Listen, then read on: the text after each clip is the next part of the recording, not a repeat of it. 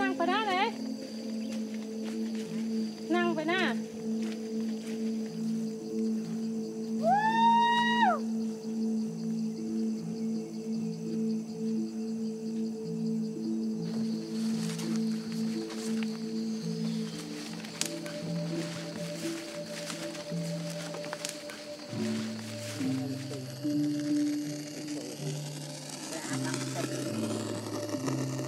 แช่คลั่งสำหรับเนี่ย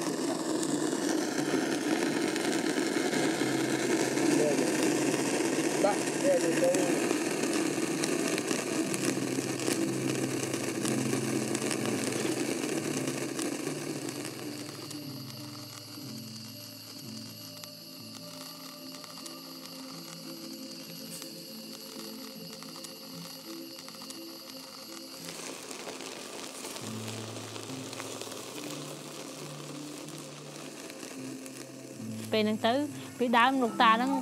ព្រៃឡង់នឹងស័ក្តិសិទ្ធណាយើងទៅចូលទៅយកសត្វក៏មិនបានដែរពេលសងៃវាឈប់អស់ហើយពីព្រោះបាត់បង់ជំនឿខ្លះនៅជំនឿខ្លះបាត់បង់ជំនឿសាសនាព្រះពុទ្ធទៅថាជំនឿដើមភាគតិចវាបាត់បង់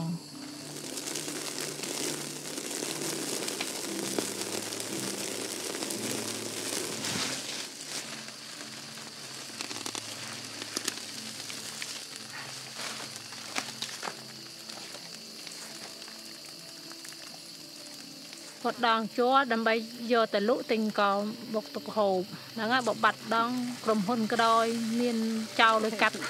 ជួទៅគាត់បាត់បង់ជួគឺបាត់បង់មុខរបរគាត់ទៅវិញទាំងអស់ហើយមកមានទេ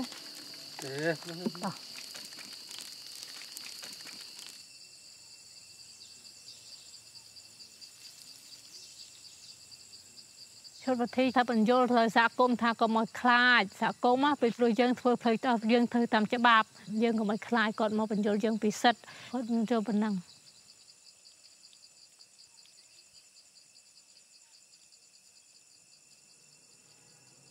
ហើយទុនធានដែលសល់ធំជាងគេគឺដើមច្បោះចូលទឹកនឹងឯងច្បោះចូលទឹកនឹងជាគេមកដាក់ដូនតារបស់គាត់ដូចជា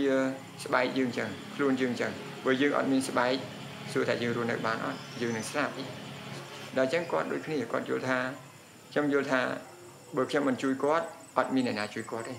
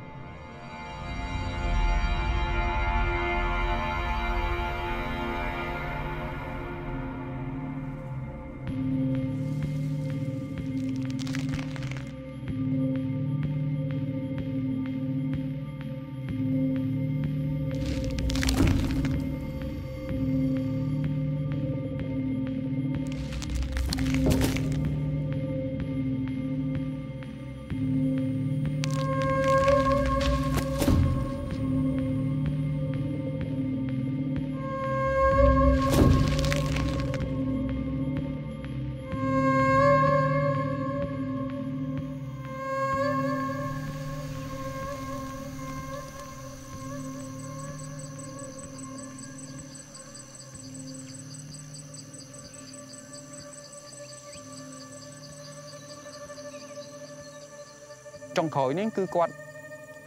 ទៅធ្វើការខ្លាំងជាងគេគឺនៅខាងព្រៃឡង់គាត់បានទៅមានន័យថាគាត់ទៅអុកលុកគាត់ទៅកកកកាយរឿងគេដូចជាឆ្អឹងទៅតឹងករបស់គេគឺមានន័យថាគេមិនសប្បាយចិត្តទេ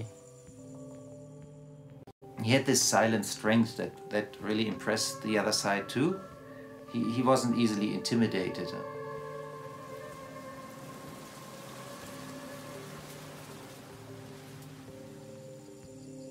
ពួកខ្ញុំក៏មានចិត្តថាគាត់ឆ្លាក់ពីមុនយើងធ្លាប់ដើរជាមួយគាត់ឆ្លាញ់ធនធានធម្មជាតិទាំងអស់គ្នាពួកខ្ញុំក៏មានចិត្តព្រៃឡង់ជាព្រៃរបស់យើងទាំងអស់គ្នាយើងទៅការពារ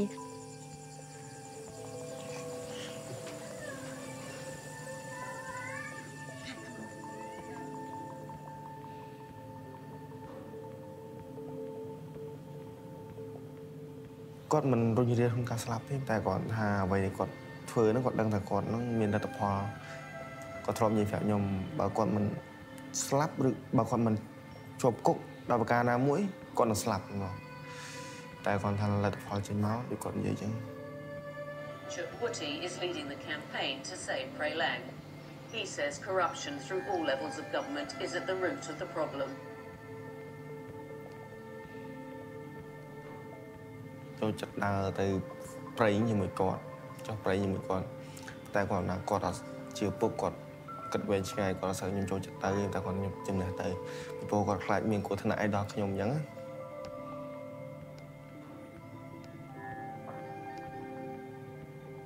កាមេរ៉ានេះគឺវា model 600D ហើយជាកាមេរ៉ារបស់គាត់ដែលបានគាត់ជួបធ្វើការហ្នឹងគាត់កាន់កាមេរ៉ាហ្នឹងហើយជាកាមេរ៉ាមួយគាត់ដែលគាត់ឆ្លាញ់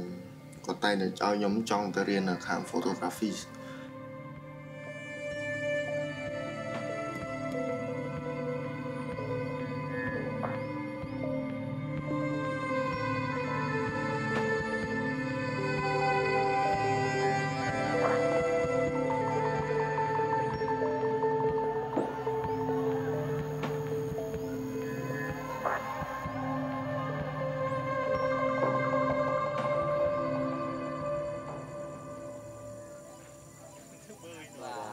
ទៅគេថាអូនបងសុខសប្បាយទេ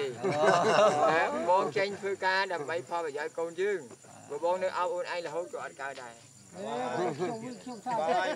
យើងកុំគិតផ្ទះពេកមកផ្ដេសជ្រុលអស់10ថ្ងៃហើយអស់មួយអាទិត្យហើយខឹងអាតំណោះវិញថ្ងៃនេះក៏បានទឹកដីទេយើងគួរខឹងថាគេមកពីបរទេសគេយករបស់យើងហើយគេគិតផ្ទះហៅមកដូចភ័យចិត្តទៅបងធំមកនៅព្រំម្ចាស់ដែរអញ្ចឹងនៅព្រំម្ចាស់ដែរចេះឯងឥឡូវចេះគិតមិនខាងនោះបើទៅអូយកាមេរ៉ាយើងមានខ្ញុំបកគោលឲ្យទៅប្រហែលគ្រឿងកាមេរ៉ាអត់ដឹងដែរគេមិនដឹងដែរថតផងធ្វើការផងបកគោលនេះព្រោះមិននៅមេវឿននឹងយ៉ាងម៉េចមេវឿនបាត់ហើយផលតែហ្នឹងបើគិតទៅក្នុងតំបន់ព្រៃឡង់ស្វកកោតដុល្លារតែប្រជាជនគាត់មិនដែលបានទទួលទេហើយពិសេសទៀតគឺបញ្ហាដើមច្បាស់ដល់ចំណែកខ្ញុំវិញខ្ញុំយល់ថាទ្រព្យសម្បត្តិវាជារឿងសំខាន់ណាស់ខ្ញុំក៏ចង់បានដែរប៉ុន្តែខ្ញុំចង់ឃើញរាជគាត់រស់នៅមានសេរីភាពផងឲ្យគាត់រស់នៅបែបវប្បធម៌របស់គាត់សិលធម៌របស់គាត់ទំនៀមទម្លាប់របស់គាត់ធនធានរបស់គាត់យើងគួរតែកុំរំខានគាត់ហើយបើមិនយើងនៅភ្នំពេញវិញសួរតែយើងទៅយកដី1ម៉ែត្របានទេយើងទៅយកទ្វារប្រអួយផ្ទះគាត់មួយបានទេអត់បានទេតែបើយើងធ្វើអាណានិគមលើគាត់យកតាមចិត្ត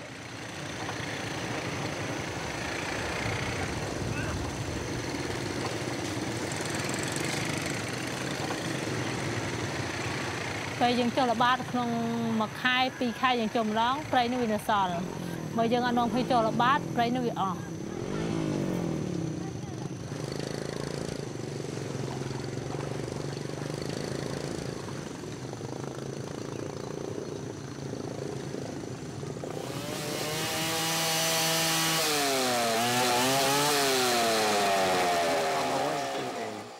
វានេះក៏គ្នាមិនចង់ទៅកាត់ឈើអីដែរគេបង្ខំគ្នាកាត់ឈើនឹងចូលអស់ទៅទេនោះឈើថតឈើណាឈើណាអូបើដាក់លើឈើថតអស់មក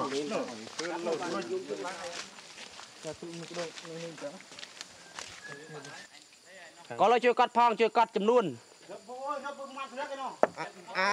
ទំហំប្រវែងស្លាកអានោះមិនស្លាកនោះចេះសម័យស្លាកខ្ញុំអត់មានអីវាស់ទេ3ម៉ែត្រ 3ម៉ែត្រ 78 ស្លាប់ 3ម៉ែត្រក្រានហេ3ម៉ែត្រក្លាយពីពនូក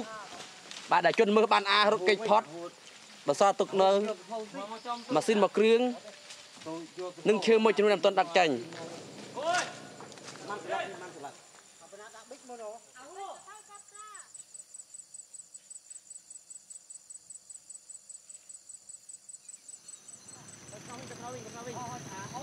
ចូលដឹងគេឈើមើលឈើ អ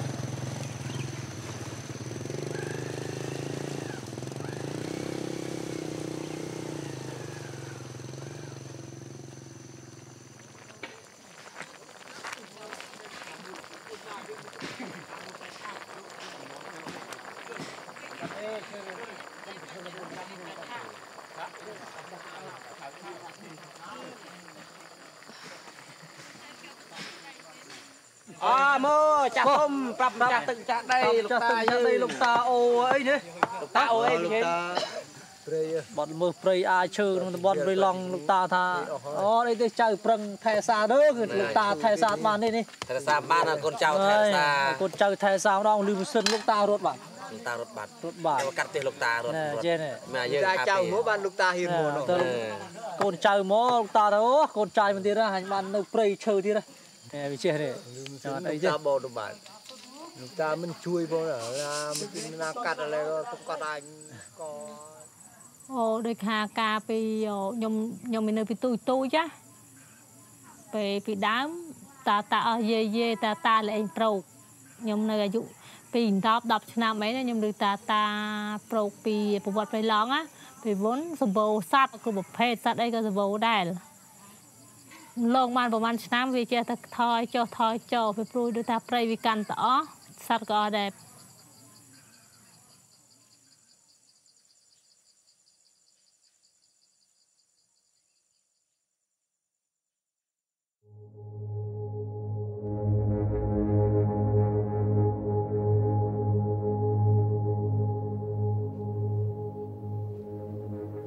អ្នករកស៊ីឈើដោយថាជំរើសសំខាន់បំផុតនៅវាទំនាបដំបូងគេគឺចាប់ដើមចេញពីចំណុចទំរីក្រុមហ៊ុនទាំងអស់ហ្នឹងគឺប្រើលេសជាដល់ដីសម្បទានសេដ្ឋកិច្ចដីសម្បទានសេដ្ឋកិច្ចដើម្បីដាំកៅស៊ូ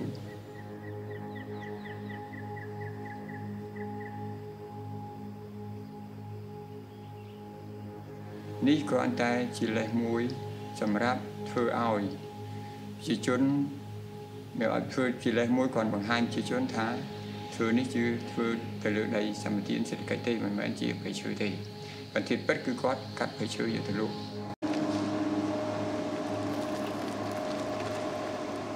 These concessions are not a viable development model for Cambodia because it's basically, you couldn't call it development, it is monopolizing a resource and exploiting a resource. They could finish this in a few months. The clearing, but they deliberately took 2 years or more just to have more time to exploit the surrounding areas. Every idiot can hold a chainsaw.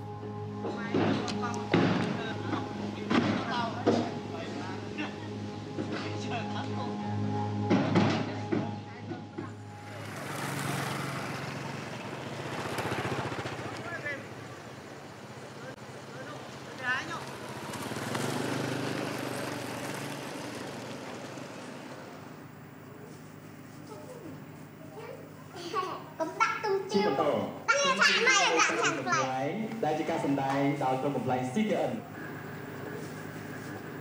ទៅត្រង់ជាប់ទឹកនោះអ្នកព្រៃសម្បទានមិនសบายចិត្តទៅទៀតហើយមិនដឹងថ្ងៃណាគេកាប់អាដើមនោះទៅទៀតប្រែខ្លាយទីនេះផ្លាស់ប្ដូរទីនេះត្រង់ចូលដាក់ជាប់ទឹកជាប់ចុងមកប្រមូលតទឹកជាប់ចុងឲ្យមកជាការប្រមូលជាប់កៅស៊ូ ក្នុងសតវត្សថ្មីនេះគឺទំរីងជាតំបន់ដែលផ្លាស់ប្ដូរមុនគេពីការដែលធ្លាប់តែធ្វើប្រណេចោពីចម្ការមួយទៅកាន់ចម្ការមួយថ្មីទៀតដោយប្រើពលកម្មយ៉ាងច្រើនទៅជាការធ្វើអាជីវកម្មដាំដុះប្រកបទៅដោយសុវត្ថិភាពប្រកបទៅដោយសុវត្ថិភាព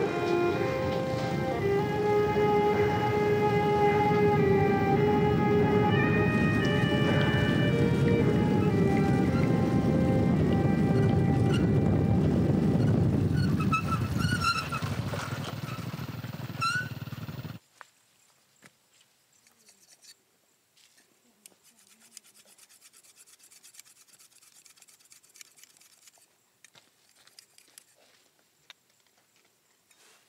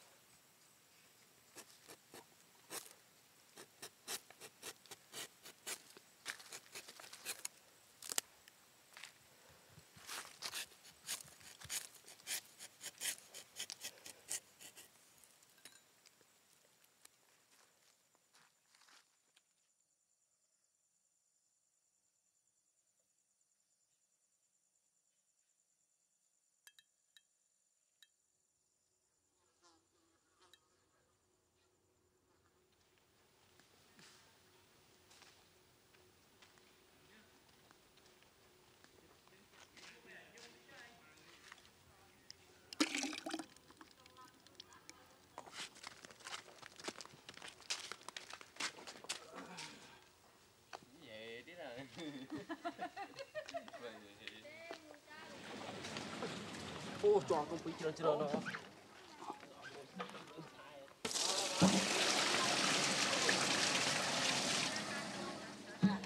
ได้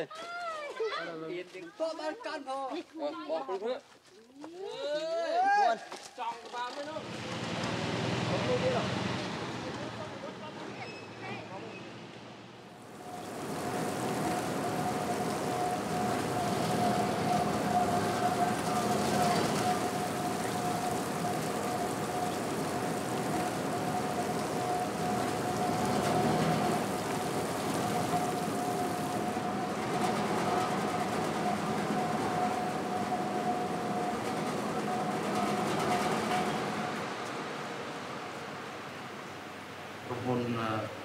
สุพรรณการมา investment group quality ទី1យើងក្រុមហ៊ុនចង់ពង្រីកណាស់ថ្ងៃមានគោលការណ៍ចង់ពង្រីកប៉ុន្តែដោយសារយើងហៅដីអត់បានណាអញ្ចឹងដោយសារដីមួយចំនួនដែលវាសមស្របទៅលើវិស័យកស៊ូដែលយើងដាំបានគឺមួយភាគធំគឺប្រជាជនកាន់កាប់ខ្ញុំក៏សិនតែមានការជួយពីរដ្ឋាភិបាលមានការជួយជ្រោមជ្រែងពីក្រសួងកសិកម្មអីអាចដោះស្រាយបានក្រុមហ៊ុននឹងពលិកទៀតនៅក្នុងតំបន់ហ្នឹងប៉ុន្តែដោយសារយើងមើលទៅប្រហែលជាមិនអាចទៅរួចដោយសារកន្លែងណាក៏សិទ្ធិជាការរបស់ប្រជាជនដែរឡើយអញ្ចឹងយើងធ្វើអត់បានយើងស្ដាយដែរយើងអត់បើតាមទស្សនៈរបស់ខ្ញុំមិនចង់ឲ្យប្រជាជនធ្វើជាការរបៀបហ្នឹងឯងចង់និយាយថាគាត់កាប់កន្លែងហ្នឹងបានបន្តិចគាត់លក់អាហ្នឹងផ្លាស់ទៅកន្លែងផ្សេងទៀតគាត់ទៅកាប់កន្លែងផ្សេងទៀតអញ្ចឹងគាត់អត់សល់លុយទេបាទហើយគាត់អត់មានគោលដៅពិតប្រាកដទេ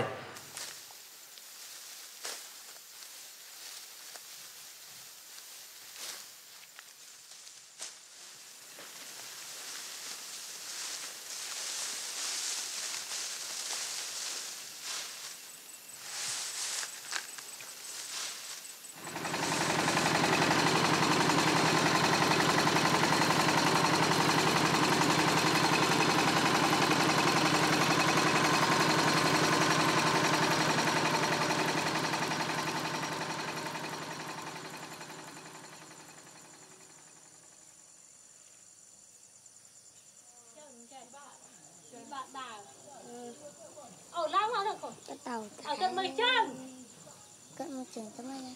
vượt lăng còn hai chân kìa lăng tôi trên ông đấy mây chân đấy lăng mau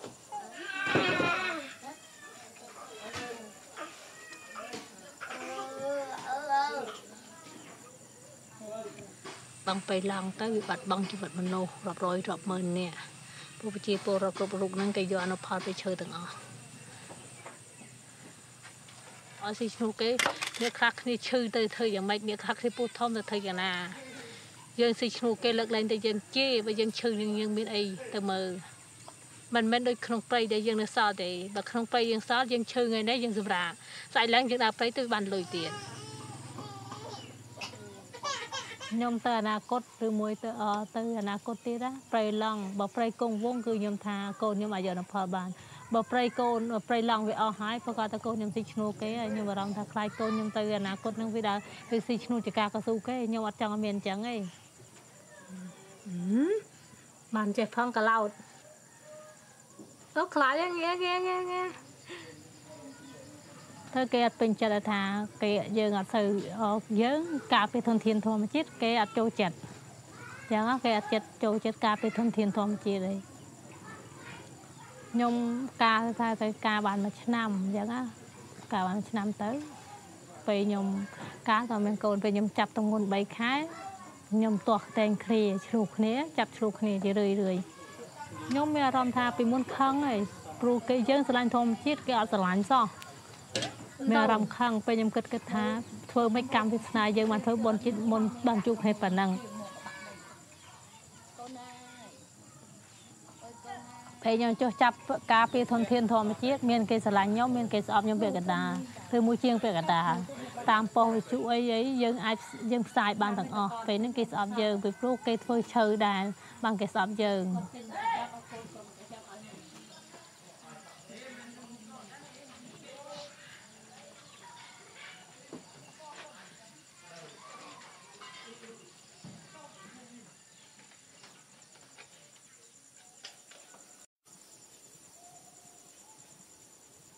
basically for the local population, partly indigenous peoples, they lose out. And in the past, they could avoid the worst, and they just went further into the hinterland and continued to live there. But this is getting difficult because there's just not so much land and forest available anymore. The new concessions, especially in Prelong, are using the exploitation model of Tumring. And it's even the same people doing it.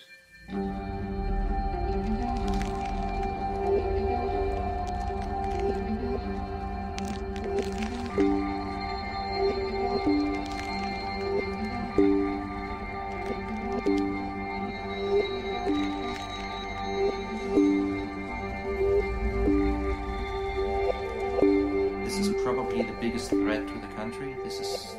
certainly a threat to stability. And so far we haven't seen the government really realizing it.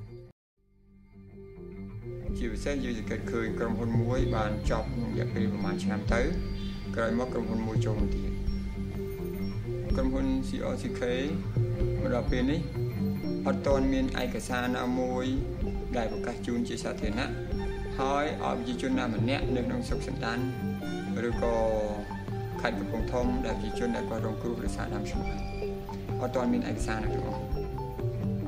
ដើមច្បាស់បើគិតពីនោះមកដល់នេះកាប់អស់ជាង 400,000 ដើមតែ 400,000 ដើមដែលមានវិណាបងលុយឲ្យប្រជាជនឬក៏ជាដើមពីតែ1000 រៀលណាគឺអត់ទេបណ្ដាកាត់សពថ្ងៃនេះគឺកាត់ខ្លាំងពេកប្រភេទឈើតូចអត់ទាន់គ្រប់អាយុហើយតំបន់មួយចំនួនត្រូវការពារតែឡាយប្រវត្តិឲ្យបកូនណាមិនបានការពារទេវាទៅជាអនាធិបតេយ្យ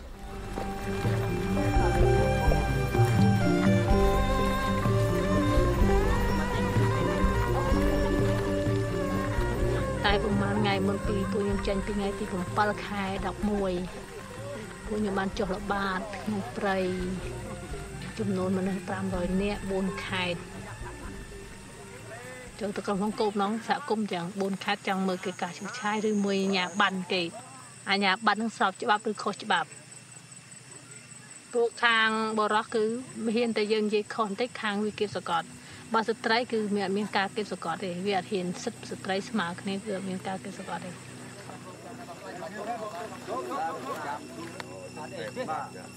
ចាំគាត់មកដល់យើងចាំគាត់មកផ្លែតគាត់មកដោះស្រាយឲ្យចាំមកផ្លែតឡើងឲ្យជប់កុំព្រុសប្រាក់គ្នាពិបាកពីដោះស្រាយ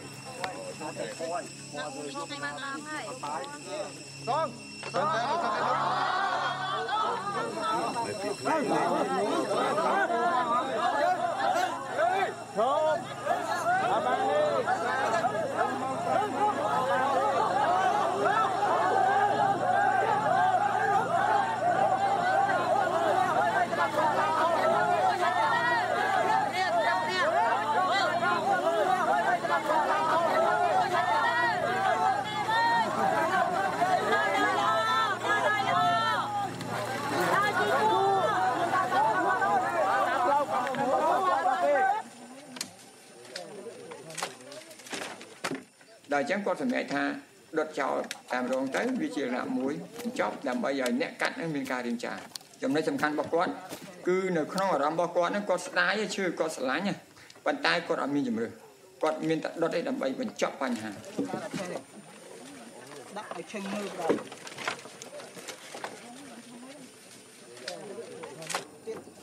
អូយទៀត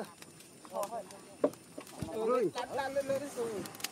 ទៀតអឹបទៀតបាន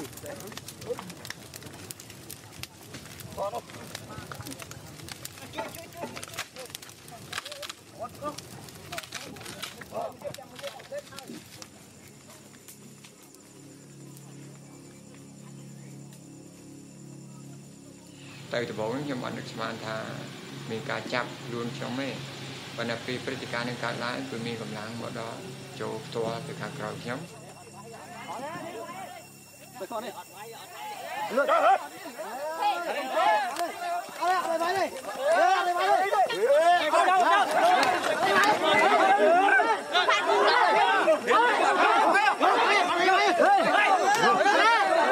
អ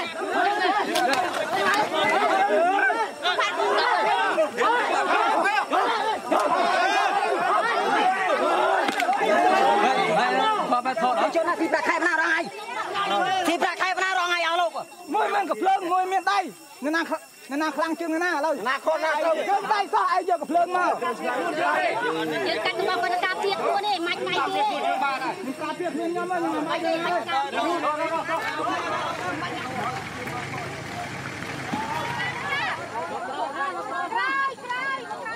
ក្រោយខ្លះពួកនេះក៏លឿនពេកប៉លេកាដល់ប៉ុន្តែសំណាងដែរពេលនោះបានប្រជាជននិងសហគមន៍ជួយខ្ញុំបើសិនជាសហគមន៍មិនជួយខ្ញុំក៏ខ្ញុំមានការពិបាកដែរពេលមួយសម័យ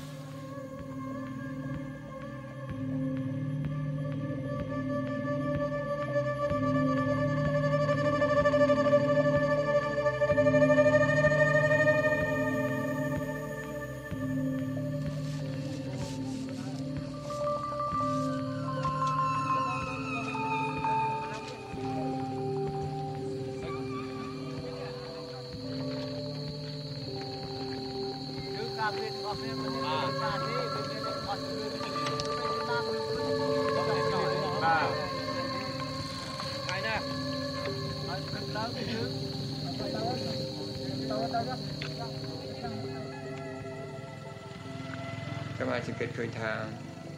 รัฐพลบอสังคมពិសេសបំផុតគាត់បានឃើញសកម្មភាពដ៏ខុសខើមួយតែប្រើកាភ្លើងមកដល់ប្រជាជនតែទេយើងកាន់កាភ្លើងដើម្បីការពារប្រជាជនការពាររាជមិនមែនទៅការពារឈ្មួញធ្វើពាណិជ្ជកម្មទៅលើប្រជើទេ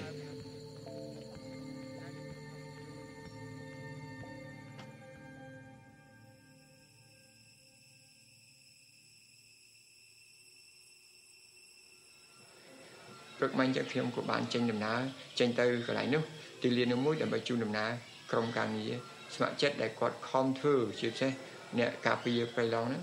ជូនដំណើរគាត់សប្បាយចិត្តហើយគាត់មានការជូនពរការពារចងសម្បើមជូនពរឲ្យខ្ញុំបានសេចក្តីសុខហើយថែរក្សាហើយបើអត់មានខ្ញុំគាត់មានការពិបាកในការធ្វើហើយគាត់អត់មានសង្ឃឹមនៅណានេះពីបច្ចុប្បន្នសង្ឃឹមលើខ្ញុំអញ្ចឹងជាលក្ខណៈមួយខ្ញុំចង់បញ្ជាក់ឡើងវិញថាចំពោះការងារនេះខ្ញុំមានការពិបាកក្នុងការតម្លាក់ចោលបើខ្ញុំមិនធ្វើមិនសូវមានអ្នកចូលចិត្តធ្វើទេព្រោះគេខ្លាចនឹងធ្វើការងារហ្នឹងដល់អញ្ចឹងខ្ញុំចិត្តព្យាយាមធ្វើបន្តទៅ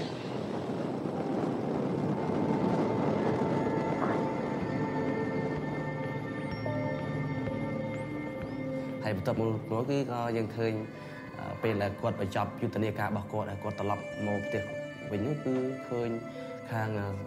អាជ្ញាធរឬក៏មន្ត្រីរដ្ឋាភិបាលនោះគេបានដាក់កម្លាំងពលីកម្លាំង PM នៅតាមផ្លូវបបែកគាត់នឹងចាប់លោកជំនួយទីហើយនឹងជនបរទេសពីបេដេហ្នឹងដែលជិះឡានពណ៌សហើយនឹងពណ៌ក្រហមចាស់ហ្នឹងគេនឹងចាប់ពួកគាត់ក៏បានដោះលែងប្រជាជនដែលតវ៉ានោះទៅវិញហើយយើងក៏បានទាក់ទងជំនួយទីអ្វីដែលយើងបានឮទាក់ទងនឹងការប៉ុនប៉ងចាប់ពួកគាត់ក៏បានរកវិធីសាស្ត្រក្នុងការដោះពួកគាត់ទៅកន្លែងដែលមានសុវត្ថិភាព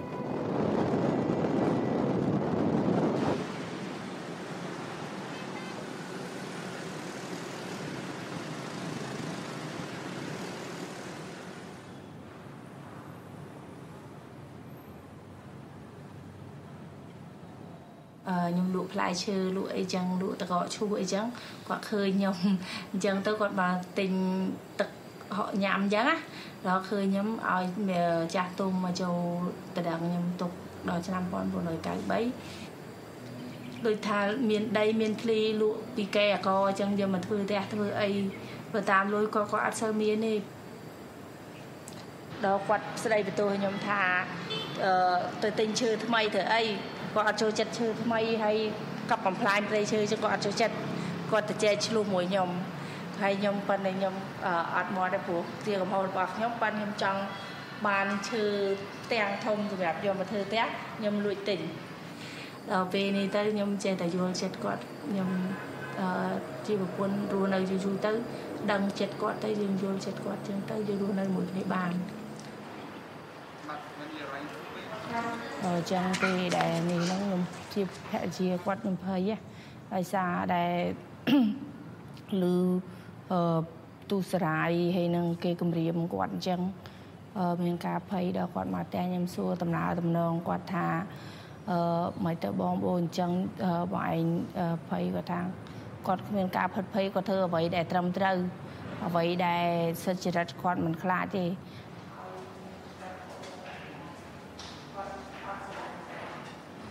ហើយគាត់នៅមានការរឿងរ៉ាវនឹងកើតឡើងភ្លាមស្ថានទូតអាមេរិកបានឲ្យគេចុះមកនាំថាយកគាត់នឹងទៅសហរដ្ឋអាមេរិកដើម្បីសុវត្ថិភាពគាត់តែគាត់មិនថាគាត់មិនទៅទេព្រោះជាគាត់ស្រឡាញ់ទឹកដីផងគាត់ហើយដល់ពេលអញ្ចឹងគាត់បានទៅអញ្ចឹងគាត់ប្រកែកអត់ទៅអញ្ចឹងគេក៏សំណូមពរម្យ៉ាងទៀតតែបើអញ្ចឹងអ្នកឯងនៅស្រុកខ្មែរហ្នឹងអ្នកឯងអត់មានសុវត្ថិភាពទេអ្នកឯងត្រូវមានអង្គរៈគេចេញជាឆ្លៃចាយវាសម្រាប់អង្គរៈហ្នឹងការពារគាត់អត់ចូលចិត្តគាត់ចូលចិត្តអ្វីដែលធ្វើជាឯករាជ្យរបស់ខ្លួនឯងខ្ញុំមានការព្រួយបារម្ភឲ្យគាត់ថាអត់អីទេ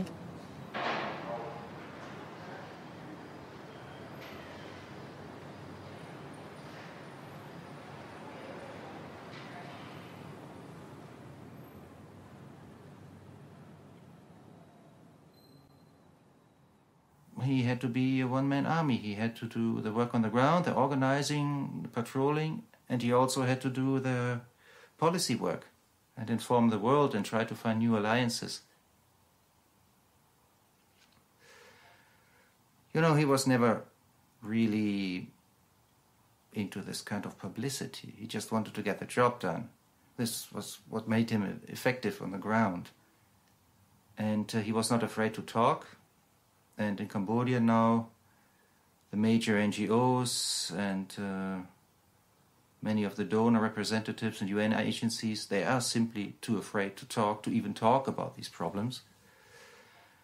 That's why he became more and more prominent.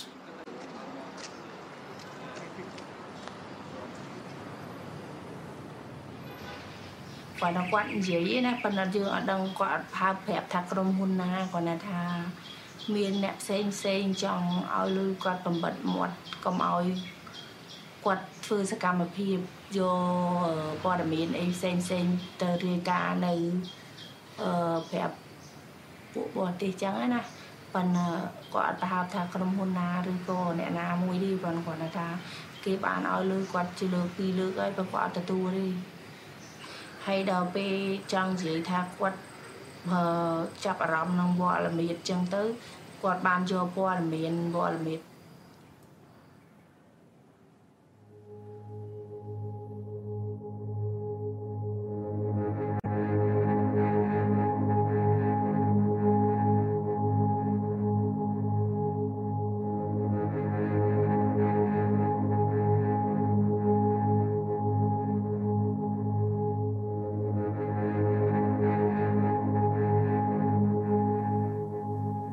This is a creeper plant that has a really bright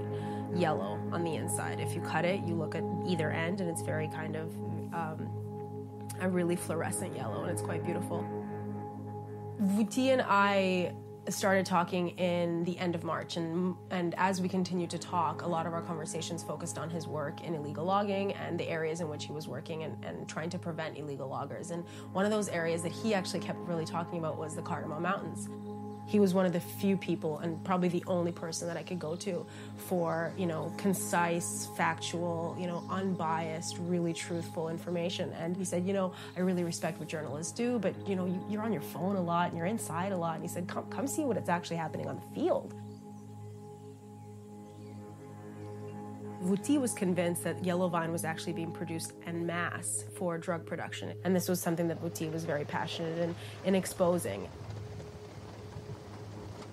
That morning, we were not really talking much about illegal logging. There was no real stress. It was a nice morning, and we were just enjoying the cardamoms and looking out and thinking about what the future would hold for that area. And then finally, around 2 hours after we had left Pursat, the south of Pursat province, and headed south towards Kokong, Vuti abruptly stopped the car and said, "Okay, we're here." And I said, "Where are we?" It's gone.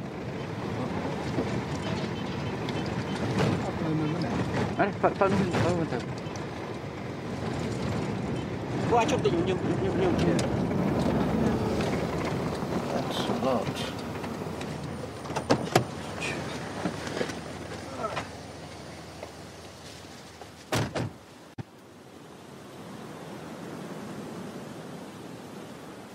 Vuti was very tense as soon as we got to the site, and it was a way that I hadn't seen him before. So as soon as he stopped the car, he said,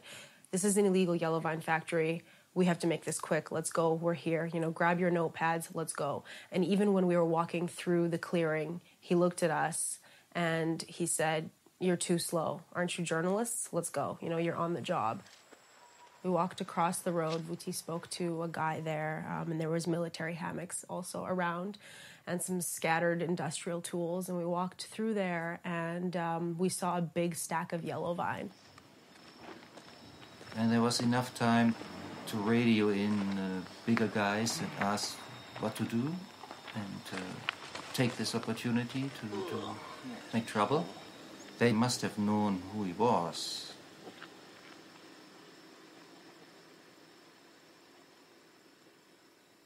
And then all of a sudden, the guy in beige military fatigues puts up his hand and kind of waves over, motions over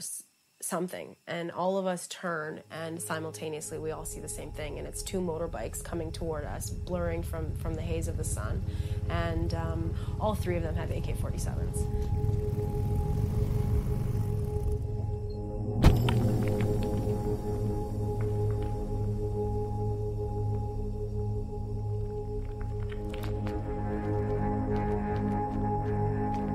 Finally, they said, we want your cameras. Then they yanked one of the cameras out of our hands. I hear kokong, kokong, kokong. So it seems to me like what's happening is they will allow us to leave this site if we follow them or they follow us to the military police headquarters in Kokong. We get in the car, Vuti turns the key, and it doesn't start. Vuti looked at me and he said, I told you we should have been out of here. I told you this should have been fast. And he wasn't blaming me, but he was almost explaining, like, it was almost I'm sorry, we got fucked. Vuti goes and lifts the hood of the car. And he tells me to come with him. And he shows me 3 wires. And he says, hold these together. And I'm thinking, hold these together? Is this dangerous? And he says, no, I'm gonna start the engine, you're gonna hold these together, and you're gonna push them down onto some other metal piece. So Vuti is inside the car now, and I push the wires together, put them on the thing, and the engine starts. And so I'm lowering the hood, my hands are shaking, Papa scrambles into the back seat, Vuti's yelling, let's go, let's go, let's go, let's go, let's go, let's go. I reach for the handle, the door handle, and as soon as I reach for the door handle, I hear shots.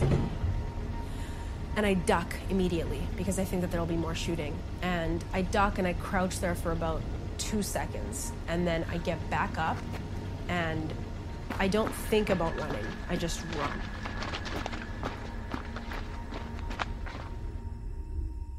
Vuti's been shot.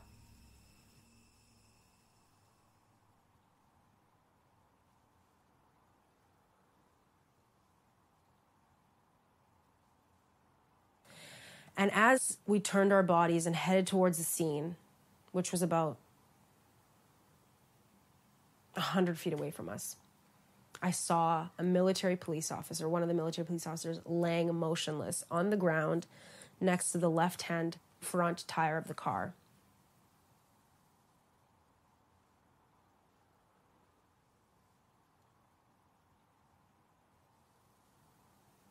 Immediately, I think, it's a cover-up.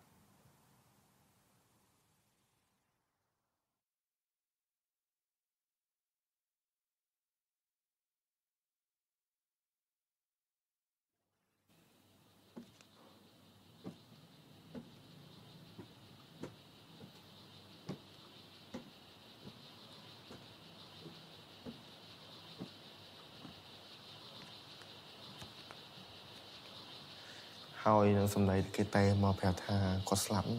mình cả sọc đài mình trong sân ta mình chưa đã có slap vì trong trong sọc đài khăng phật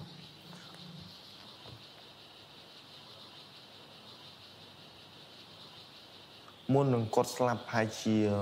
3 ម៉ោង គាត់បានទៅខ្ញុំ គាត់ ប្រើភាសាគាត់ថានឹង ព្យាយាមបញ្ចប់ការងារថ្ងៃនេះ ហើយ គាត់ នឹង ព្យាយាមឡើងទៅ ចឹង អ្វីដែលសោកស្ដាយបំផុត នោះ គឺ ខ្ញុំ ចងចាំ សម្ដី ដល់ ឈប់ ហ ហើយនឹងសម្ដីគេតែមកប្រាប់ថាគាត់ស្លាប់មានការសោកស្ដាយមែនទេ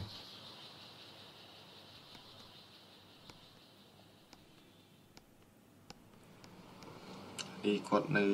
អូសោមគាត់ដែរមិនទេគាត់បានថតវិឈើអូសោមហើយថ្ងៃលិចចឹងមកខ្ញុំគិតថាគេមានគម្រោងសម្រាប់គាត់ប៉ុន្តែគ្រាន់តែរឿងនេះប្រហែលជាតាក់ទងនឹងឈ្មួញនិងក្រុមហ៊ុនដែលគាត់ទៅធ្វើការងារថតការងារគេមិនពេញចិត្តហើយពេលអញ្ចឹងទៅរួចមានបកាយពាក្យសម្ដីតទៀតអញ្ចឹងគេដាក់កម្លាំងមកសម្លាប់គាត់ម្ដងទឹកមុខខឹងមែនតើយើងអាចមើលមុខគាត់ហើយមានការរៀបស្ទះដូចជាការមកបិទទ្វារឡានឲ្យគាត់ឡើងទៅខាងឡានមានការរៀបស្ទះគឺកន្លែងនេះគឺគាត់ខឹងមែនតើហើយដូចបាត់មានឲ្យក្នុងកាមេរ៉ាគាត់ដែលបន្សល់ទុកចុងក្រោយគឺមានរូបប៉ុណ្ណឹងអត់មានទៅទៀតទេ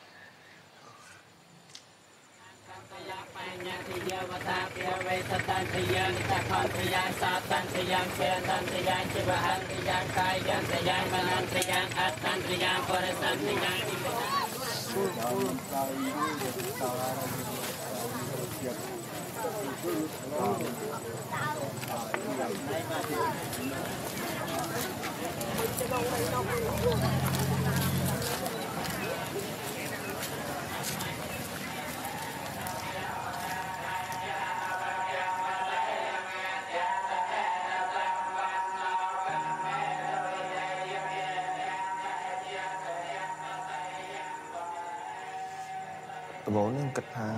គាត់នឹងអត់គិតក្រុមគ្រួសារដែលគាត់ធ្វើការអញ្ចឹងតែគាត់បានធ្វើចិត្តធ្វើកាយដាក់កាយហើយទៅគាត់ដាក់ចិត្តធ្វើអ្វីមួយគាត់ធ្វើតបានជោគជ័យសំបីតាគាត់សម្រាប់អត់ស្បានយូរទេគាត់បាក់សម្រាប់ឲ្យចូលគេងម៉ោង 1 ម៉ោង 2 នៅម៉ោង 3 ម៉ោង 4 ងើបវិញគឺថាមនុស្សគាត់គិតច្រើនអញ្ចឹងពីចំជីវិតរបស់គាត់រស់នៅដូចជាមិនទៅស្រួលប៉ុន្មានដែរអត់ដូចគេតោះណាដែលបន្ទុកមកខ្ញុំគ្រួសារហ្នឹងវាពិបាកមែនទេពេលគាត់ស្លាប់ហ្នឹងហើយចំពោះគ្រួសារខ្ញុំវិញខ្ញុំមានការលំបាកមែនទែនពេលអស់ពីគាត់ទៅពួកគាត់ជាជំហរគោលមួយដែលរឹងមាំសម្រាប់គ្រួសារពេលអស់ពីគាត់ទៅខ្ញុំមានភាពមួយថាតែខ្ញុំមិនអស់សង្ឃឹមទេខ្ញុំនឹងព្យាយាមងើបឈរមនុស្សយើងពេលណាដែលដង្ហើមនៅដកយើងត្រូវតែតស៊ូតទៅមុខទៀតទោះបីជាមិនបានដូចគាត់ខ្ញុំព្យាយាមតស៊ូដើម្បីចិញ្ចឹមប្អូនខ្ញុំចិញ្ចឹមគ្រួសារនឹងបានដូចគាត់នៅក្នុងថ្ងៃណាមួយតែខ្ញុំអាចមានលទ្ធភាព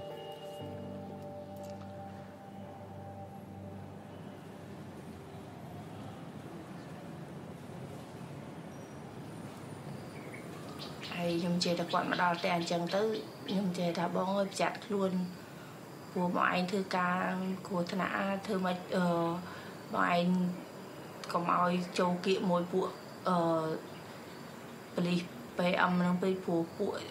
ការអង្គព្រៃឈើហ្នឹងក្រុមហ៊ុនព្រៃឈើគេជួលតែប៉ូលីស PM អញ្ចឹងដើម្បីការពារឈើគេអញ្ចឹងណា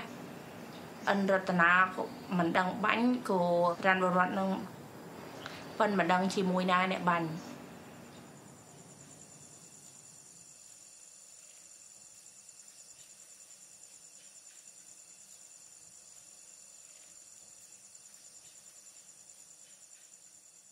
បន្ទាប់ពីសពរបស់គាត់បានធ្វើបន់ហើយមួយថ្ងៃខ្ញុំបានឮព័ត៌មានថាគេបានចាប់ជនដៃដល់មួយដែលបានសម្លាប់គាត់គឺរ៉ាន់បរដ្ឋបន្ទាប់មកទៀតមានការខ្ញុំឮថាមានការបង្កើតគណៈកម្មការដើម្បីស៊ើបអង្កេតរឿងសម្លាប់ពូរបស់ខ្ញុំបន្ទាប់ពីនឹងមកមានការហៅសាក់សីមួយចំនួនដើម្បីទៅសាកសួររហូតមកដល់ថ្ងៃនេះគឺយើងឃើញថារឿងហ្នឹងគឺមិនទាន់បានដូចជាពន្លឿនទៅមុខទេគឺដូចជានៅស្ងៀម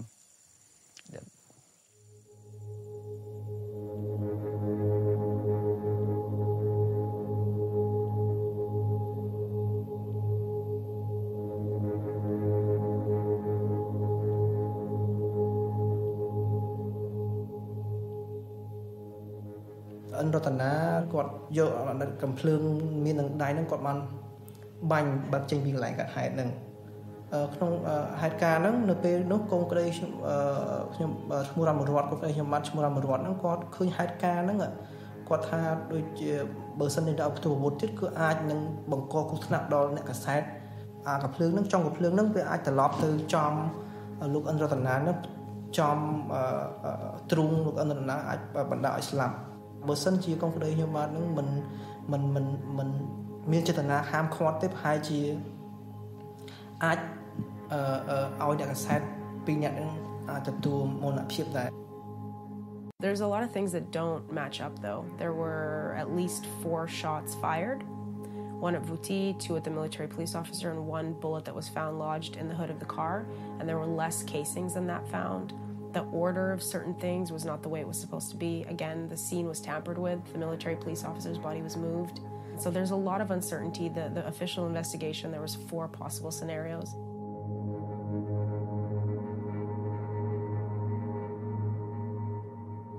I think the point of the story is that a man died because he was standing up for what is truly his in the Cambodian Constitution and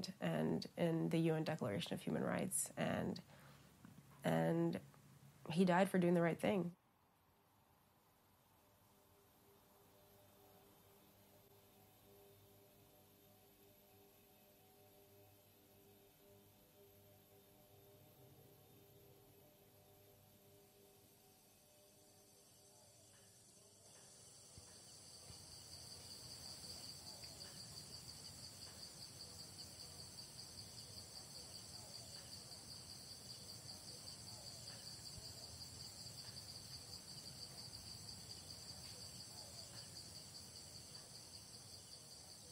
Bây đây con slap hai bằng cái tay prap thayលោកគ្រូវុធីស្លាប់នៅកកុងពីព្រោះគាត់ខំជាវីរៈបុរសការពារព្រៃឡង់ការជាទៅស្លាប់កណ្ដាលព្រៃដោយអណោចអធរណាពួកខ្ញុំមានអារម្មណ៍សោកស្ដាយបំផុត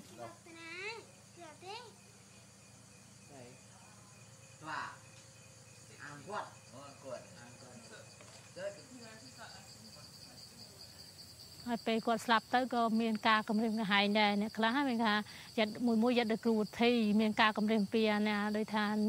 ជនខិតខូចតែពួកយើងជាសហគមន៍ទាំងអស់ហ្នឹងអត់មានការភ័យខ្លាចទាំងអស់ណែចូលយេនេះហើយទុតមួយច្បាប់នេះណែនេះអូសំពួរទៅឆេញច្បាប់ដើមទុកទៅ ច្បាប់ណាកូពីទាំងអស់ ហើយខ្ញុំអត់ស្ងាត់តិចស្ងាត់វាដោយសារឯកសារនេះយើងគូទៅអានឲ្យស្ដាប់ក៏យ៉ាងម៉េចព្រឹត្តអាឈើនឹងកັບចការទាំងអស់នៅក្នុងតំបន់ព្រៃឡង់ហើយដល់ពេលនេះដាក់អ្នកតំណាងសហគមន៍ព្រៃឡង់អះអាងថាថៅកែអាឈើមានឈ្មោះខាងលើនេះឃើញទេបាទហើយបងលុយប្រចាំខែឲ្យមេព្រៃនៅចំណុចទំរីងអញ្ចឹងឈ្មោះទាំងអស់នេះដល់ពេលចុងក្រោយមកដាក់ខ្ញុំនៅអាងម្នាក់ឯងការពិតណាអញ្ចឹងឲ្យបងប្អូនយើងទាំងអស់ពិភាក្សាពីរឿងនេះដែរយើងមិនបាច់ដាក់ឈ្មោះយើងទេដាក់សហគមន៍ព្រៃឡង់កំឡងអាងដាក់បកទៅវិញណាគាត់នឹងដឹងទទួលបានអាស្លឹកនេះខ្ញុំដាក់លក់ទេដោយសារខ្ញុំគិតកង្វល់ហ្នឹងខ្ញុំមើលទៀតមើលចុយមកគិតពិចារណាមើលទៅចង់ងាប់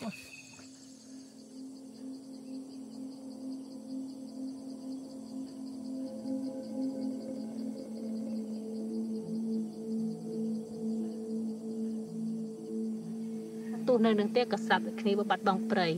ដើរកសាប់ដូចគ្នានងគឺតស៊ូដោយជីវិតយើងផ្ទាល់ថាតាប់ដោយការពីព្រៃគឺល្អបំផុតតែព្រៃនឹងគង់វង្ស